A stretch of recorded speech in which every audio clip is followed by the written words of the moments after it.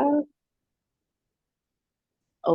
so I'm gonna give you the premise before we get into it. But we've been doing like a lot of behind the scenes stuff, and for the Goddesshood Podcast, I'm here with Sav, just so y'all know, so it's not confusing on who I'm talking to. But we've been doing a lot of behind the scenes stuff, and I actually wanted to make this week's theme coming up, um, about people being our like biggest currency, and I feel like you're one of the podcasters that are like guests that I've had on the podcast that I've actually been able to stay connected with, at least on socials, and see each other's content and support each other's content. And I've seen like little shifts happen for you over time where I'm like, what's going on over there? And same with me. Everybody knows I'm like the pivot queen at Yeah, this point, but same. Same. I wanted us to chat and catch up and let everybody kind of like hear what's going on. So like, Cool. tell me about this shift. I know there was like an identity change too, and like you just Yeah.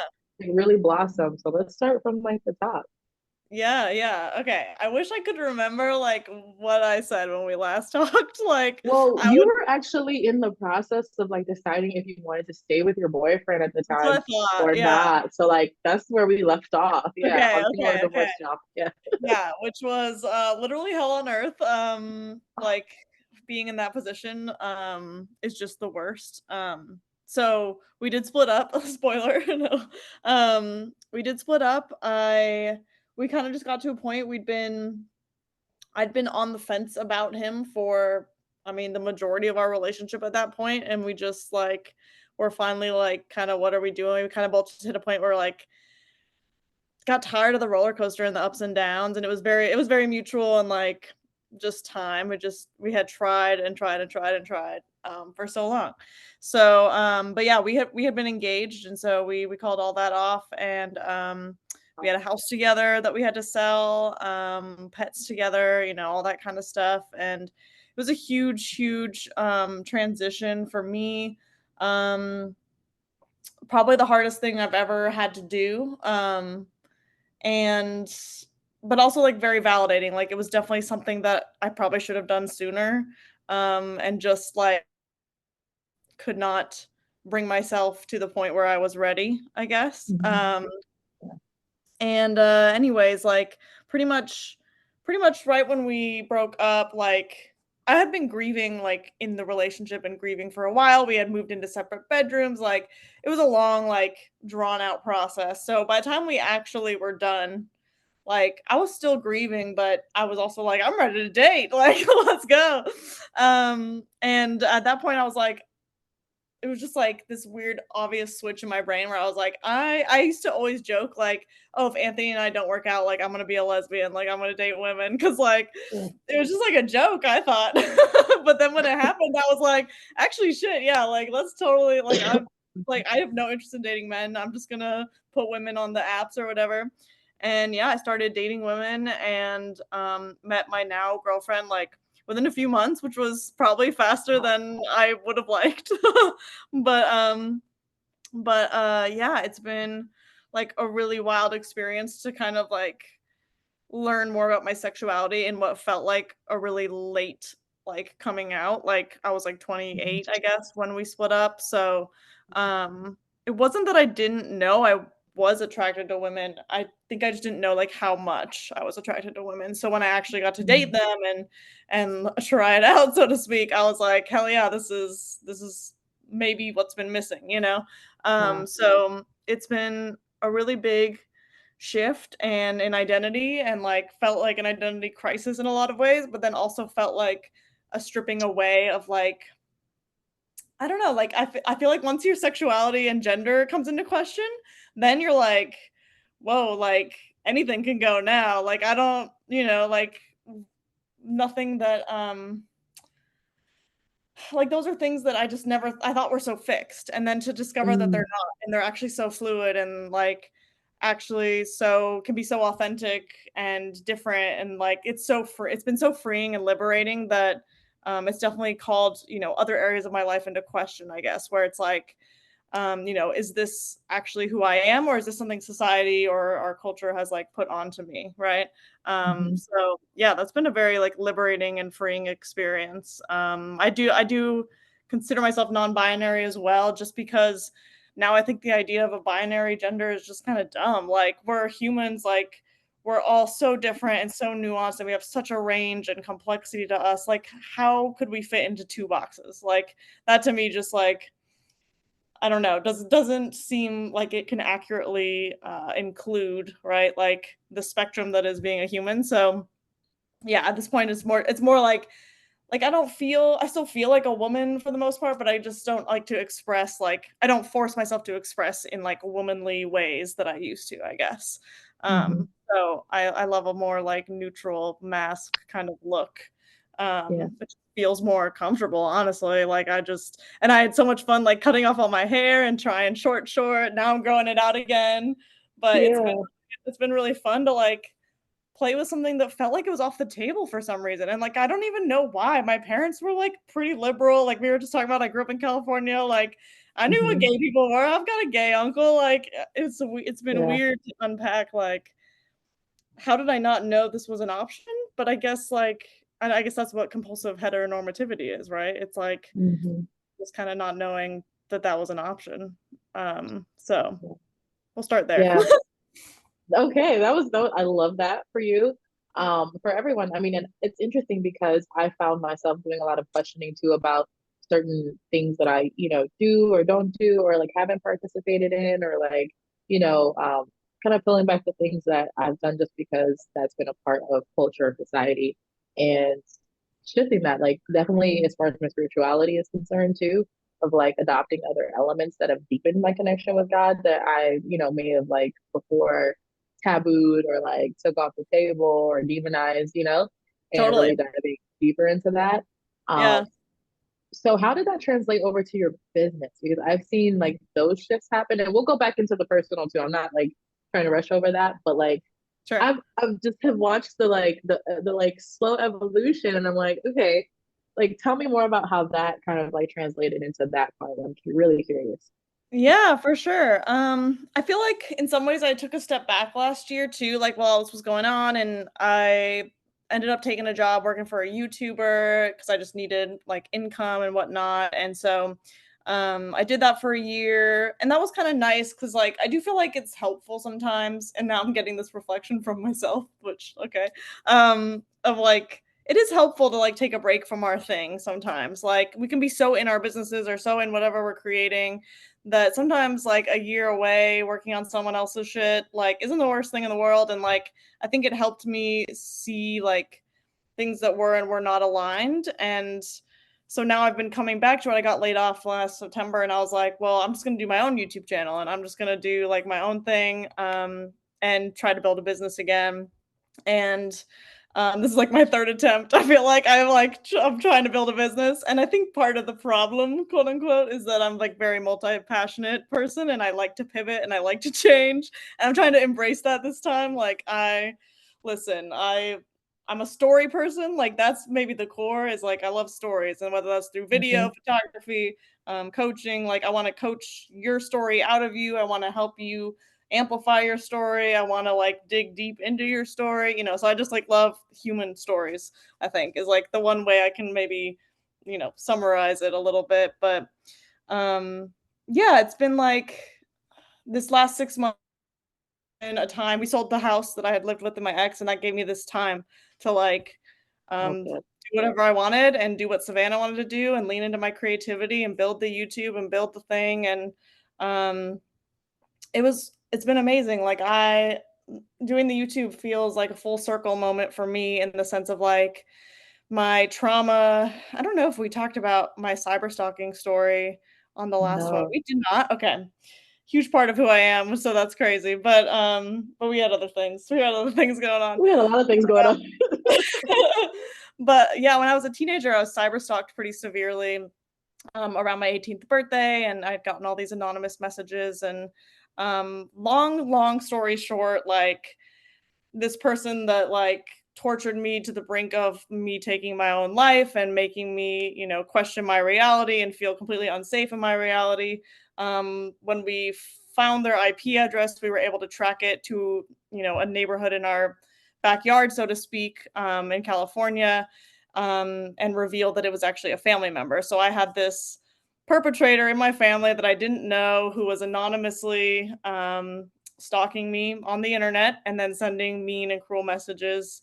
And it was an uncle of mine that I felt close to. I thought was, like, we stayed with them at their house, like all this kind of crazy stuff. And it ended up like blowing up the family. Like it was this crazy like realization that we had a predator in the family. But then, of course, it wasn't a realization. As it turns out, he's been enabled for 30 years to do this to women in the family. So then we uncover he did this to my aunt, like the sister of the woman he's married to, and like two of the women.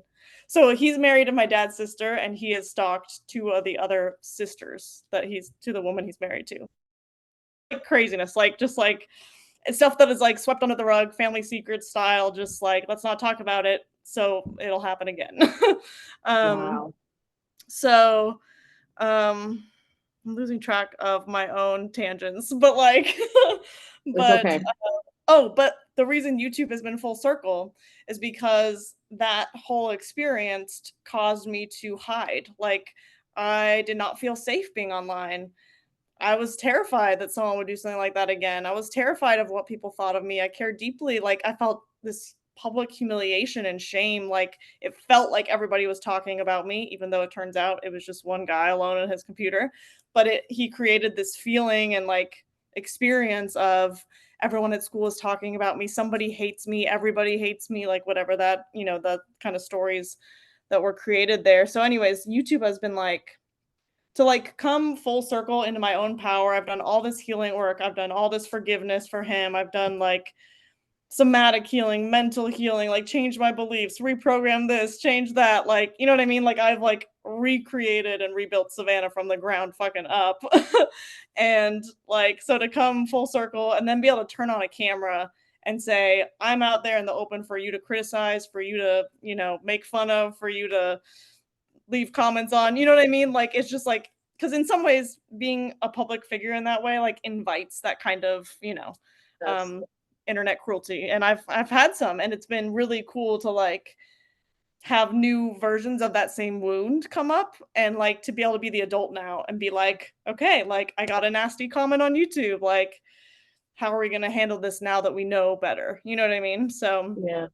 that is the long story short of like my kind of full circle healing journey. And I think what I'm building now is like a coaching program to help other people do that. So like I feel like a lot of people who experience a trauma like that, they want to tell the story. They feel like they need to tell the story, like because they need catharsis, or maybe they want revenge. Those are all things that I really wanted, was like, a way to kind of get back at him, so to speak. And through my healing journey, it's really transformed into um learning how to mentally and physically free myself despite the Yeah. justice system, despite, what actually happens to him or who he does and does not hurt again. Like all of that, unfortunately, is not within my control for the most part.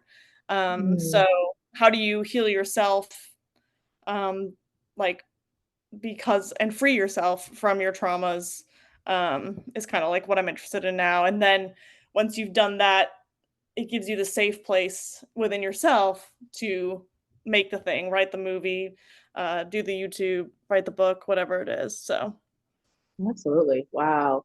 I love that. There were so many things that you said. Like you talked about, freeing yourself from that, like putting yourself back out there again, because even though it looks very easy us sitting here talking about our stories, every time I like push publish or push schedule, I'm like, it's scary. okay.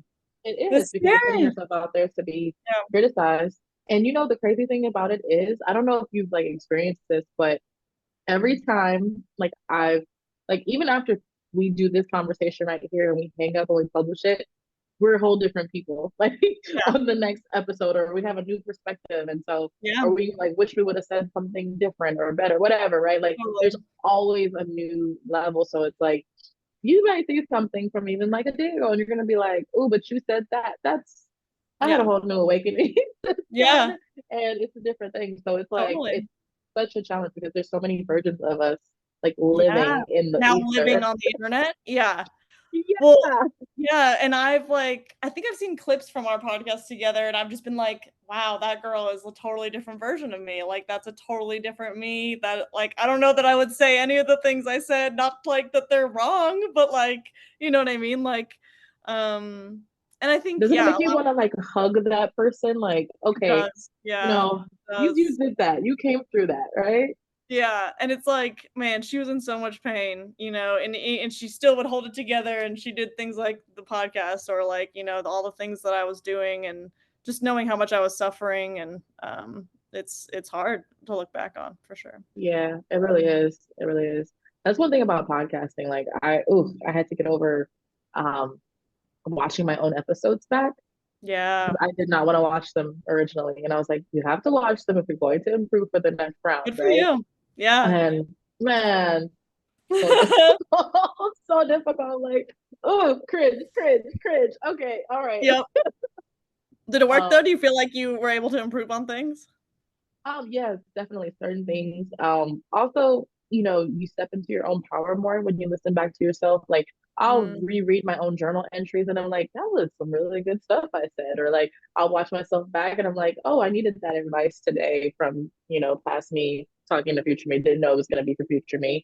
So I definitely say personally and like with the actual podcasting, yes, that it's definitely made me improve Yeah. um, forcefully. Yeah. Like you gotta sit there and watch yourself. Okay. Um, so let's back up a little bit because I definitely want to so okay, there was a couple of things earlier that we talked about when you mentioned like going through the breakup and it kind of dragging on, which definitely happens oftentimes for a lot Yeah. of us where we stay, and I'm not just talking about romantically, but like we'll stay in situations long after their expiration date. Yeah. And how did you move yourself out of that situation, but also like figure out how to have compassion for yourself in that moment of like being in that space? Yeah, yeah, that's a great question. I can't speak to how to make it happen any faster. In fact, I think what I've had to come to terms with is like, and the thing that I hate most about life is the uncertainty of life. And so what I've been really trying to embrace is like, um the fact that I can't know and I can't really rush things, and that everything has like its own divine timing. And like, I don't think I could have left any sooner. And it was 7 fucking years, and like we had those problems from year 1 or like year 2 technically. But like, you know what I mean? Like I feel Mm-hmm. frustrated sometimes, right? By like how long it took. Yeah. And it was like I needed to experience that. Obviously, I needed to learn what that felt like. I needed to know what that pain was like so that I know I never want to fucking do it again. Like, and in some ways, it's been interesting with my new girlfriend. Like, the pattern has returned. So, like, I have doubts about her now. And I hate the uncertainty of not knowing if she's the perfect partner. And Mm-hmm. I constantly obsess over like, is she the one? Did I pick wrong again? And I've discovered actually that I have OCD, so it's called relationship OCD. And I've been doing like OCD treatment, and basically all it comes down to is uncertainty and the fact that like OCD latches on when you can't cope with uncertainty, and like you want to control the things that you Mm-hmm. can't. So those kind of bigger life questions, I guess, as far as this stuff goes, like I've had to really lean into. And Oliver Berkman is great for this. I don't know if you've heard of him. He wrote a book called Time Management for Mortals, and Oh. it's really good. It's all about like embracing the fact that time is finite, and that we don't have an unlimited amount of time, and that we get to choose our regrets, and we get to choose like, we have to make decisions. Like, Mm. decisions are baked into our lives, and regret is baked into our lives. Like, you're gonna have regrets. You just get to choose which ones. And so now I'm getting Mm. chills. I love his work. He's really, Yeah. really good at like kind of reminding you of those truths. And it's helped me a lot because oftentimes when I think about the fact that life is finite and like, um like really think about how limited my time is, like I can find a lot more joy and gratitude in things just as they are, like, and not having them to have to be perfect and not having to have all the answers and all that kind of stuff. So, Mm, but yeah, I mean, cultivating compassion for yourself during times like that, during a long split or a long breakup, super important. Like, yeah, just take a lot of time for yourself, like let yourself cry, let yourself feel, and it doesn't mean you have to make any decisions at any point. Like, it's a process, and it's gonna process yeah. you rather than you processing it. That part. So you talked about time management for mortals. I feel like that's probably one of the books to help you take personal accountability from the relationship. Um, what were some other things that kind of like, because you said it, you like there was problems year one, and I think back to like 30, like I was Yeah, married, divorced. Think back to some of my relationships, and I'm like, what was the problem here, here, and here? This was me. I yeah, ignored this. I ignored that. How did you do that, but not like again end up in the spiral of like the like like beating yourself up about doing the whole thing? Like yeah. how did you balance personal accountability again with compassion for the self? Yeah, yeah. I think it's something I'm still working on, like in this relationship. Right now I'm working on not obsessing about the concerns, because I've realized that obsessing about them does not solve anything. So, um yeah, for me, I might need you to ask the question again, but it's a balancing compassion with balancing responsibility. I mean, Yeah, I would personal say accountability. yeah, I would say relationships are like the hardest area for personal responsibility for me personally. Like, I'm such a Mhm. radical responsibility person in every other area, and then with this, I feel like I'm like, I know I'm the problem. It's not that part. It's just like, I don't know, maybe I'm a hopeless like romantic, or like I'm always just like, let me just keep pushing, let me just hold on a little longer, let me just, um I'm not sure what it is. It's something I'm still figuring out. I might not have an answer for that one yet. Um, Mm, yeah. mm. Okay, well, we'll ask you again when we bring you back in another 2 years. Yeah. I'm just kidding. Yeah, no, for real. Yeah, that part is the hardest part. I will say, like, I had an experience and it's so challenging because like we want to see the best in everybody because we want to see the best in ourselves, right? Mhm. And there's this person that man, just I just have so much love and so much compassion for. Um, but they're a user and I didn't Yeah, want to like say that and I didn't want to admit that I allowed, myself to be right. used and Yeah, like it just, so, but I was like, I did it to myself after a while. Like yeah, once I figured it out, I didn't like stop the like pattern from happening or the train from leaving the right, tracks. So right. it was really difficult to like come to that conclusion and like Yeah, say, you allowed it. yeah, But journaling, I think, has been like the yeah, best journaling's processing great. for me.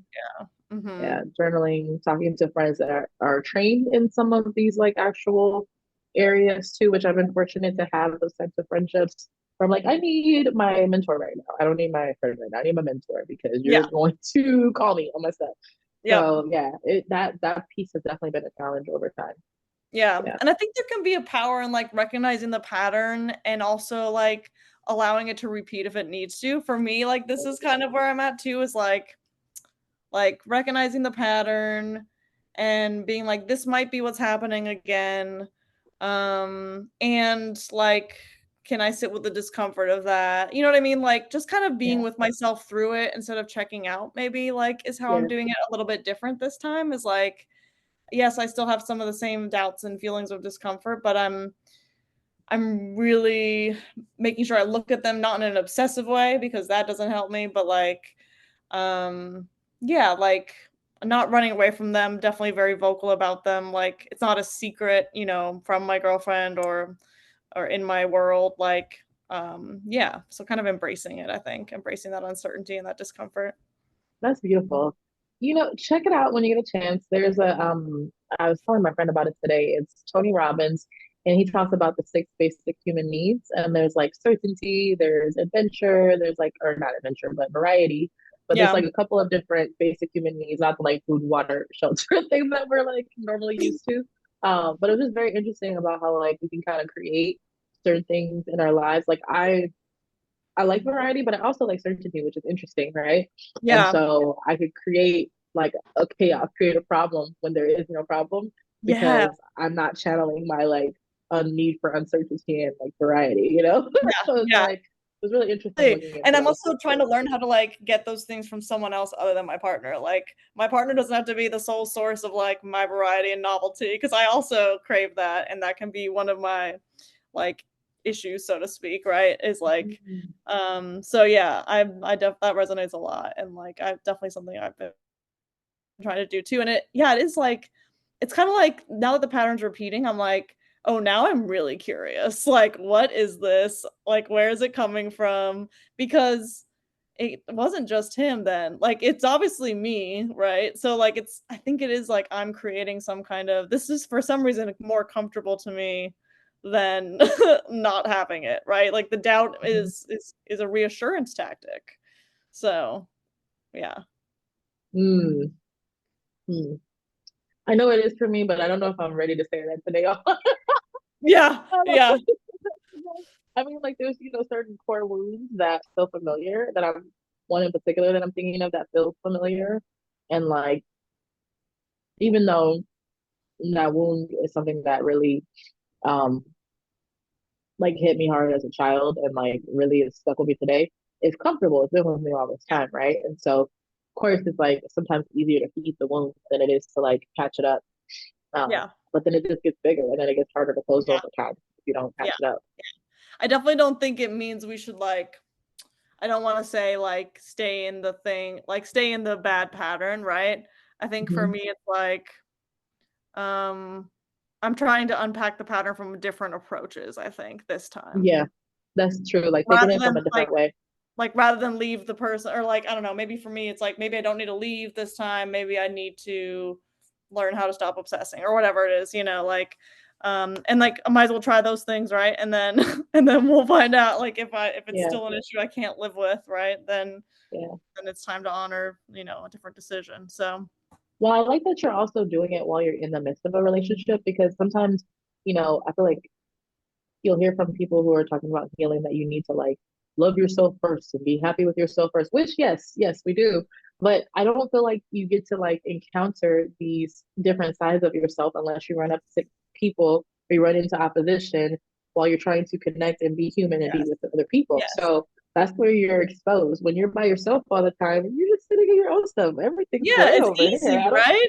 Yeah, yeah. like I heard someone say this recently. They were like, cause like to the tune of that, like where people say like you gotta learn to be alone and that kind of thing. Like it's fucking easy to be alone. When I'm alone all day and I'm in my own energy, I'm fine. Like it's being in relationship with another person that's fucking hard and brings in Man, all your bullshit. yeah, relationship, friendships. I'm just like, ooh, what is that? Okay, that's me. Ooh, it Yep. doesn't smell very good. Totally, Yeah, totally. Yeah, and yeah. family, like, I went home for Christmas, like, man, I got so triggered and activated, by old wounds, but then I was able to, like, use a tool that I love to process those, and it was a really powerful shift because it revealed that it is all in my head, it's all my Mm, projection. So, mm. there's the mind is a powerful, crazy place, and, like, yeah, we're just we're just living in it. Literally. Oh my goodness. Oh my goodness. So this has been very joy filled and this has like really filled me up for the week. I'm like, I got to Yay, see good. Sav, we got to I chat. know, me too, I'm really Um, glad we did. I didn't even get to me hear about too. your life too. Oh yeah. I mean, I'm here. I'm here. I mean, I'm doing the podcast stuff and I'm, helping people launch their podcasts now. Oh, And cool. like you said, storytelling was your common thread. For Yeah, me, I feel like that's podcasting. No matter what I've done, podcasting has always been at the root of every business, every brand idea. yeah, And I was like, I should just be teaching people how to podcast. yeah, Duh. Like, I love that. Cool. So yeah, our first podcaster is launching her podcast in April or March, April. So Nice. she's ready to go. She's recorded a bunch of episodes and she has her cover art and she's So excited. I'm cool. excited. So Yay, that's yeah, amazing. That's That's where we're at. There's Yeah. nothing better than like figuring something out and then teaching it to other people. I think it's really rewarding. Absolutely, absolutely, because you can really coach them through the pitfalls and the Yeah. pain points that, like I'm so impressed with her because when I started my first podcast, I didn't have anything recorded. I was just like recording, sending it to the producer, record. Yeah. I don't have a batch of now I'm a like batch recording like phenom, but like Yeah. before it was just like, oh, here's one, here's the next Totally. one. And I only Totally. did 5 episodes for my very first season of my one of my podcasts. And then I Yeah. brought it back and did 10 more, like added on, but like I just didn't. Yeah. It Yeah. was Well, I feel inconsistent. like you learned along the way, right? Like, and you're Yeah. very self-taught, I feel like too. And yeah, that's really cool that you're able to share that kind of wisdom and planning now with people. Because I did the same thing. I always do the same thing. I start by the seat of my pants, and it's not always the best strategy. But you know what? I think that's what sets us apart and what kept us consistent because I feel like for me, if I was like waiting and I was True. like waiting to get all I the lose information, momentum. Yeah. yeah, I would be like information overload and I would never take any action. That's Yep. just me. Yep. Yep. So I know Same. myself. I have to act. Survivor. Yeah. Totally. Totally. So this has been so rewarding, so fulfilling, and this has been behind the scenes Oh, of yay. Goddesshood. This was a real treat because I feel like this was just such a like full circle moment, and we'll Totally. have you on in another 2 years to see where you're at. Sounds perfect. I love it. Let's keep me accountable. Listen. All right, every 2 years I'm gonna need to see you. I love it. I'm in. I'm in. Let's schedule it now. 2020. Wait, that'll be 2026. 2026? Lord almighty. I'm I like, am it's gonna thinking be like about here like this. I am thinking about going to grad school to become a therapist, so that would be a cool update if I do. That would be a cool update. Oh, well, and then also if you're gonna move to like Montana or Colorado, Yeah, we'll have to know. we'll have to know. Yeah. Can't leave them hanging. No, they want to know. Awesome. Well, I think I'll link the single or divorce episode that we did together I in the think you show notes should. Yeah, so it'd be cool for people people want to to, like, compare. Yeah. compare. God, don't quote me. Oh Just my don't God. I quote know. I'm like, oh my goodness. No, it's cool. It's cool to see the growth, right? I mean, Yeah, I haven't listened to it in a while. I might have to go back and listen to it myself me too. too. I am curious. It could be a cool self-compassion exercise for us both. Maybe You we should. know, it really could be. Yeah. Awesome. Opportunities abound. Well, thank you so much. This was so much fun. I'm glad I Absolutely. got to come chat. Me too. I'm gonna end the recording now. You guys get to hear that too because it's behind the scenes.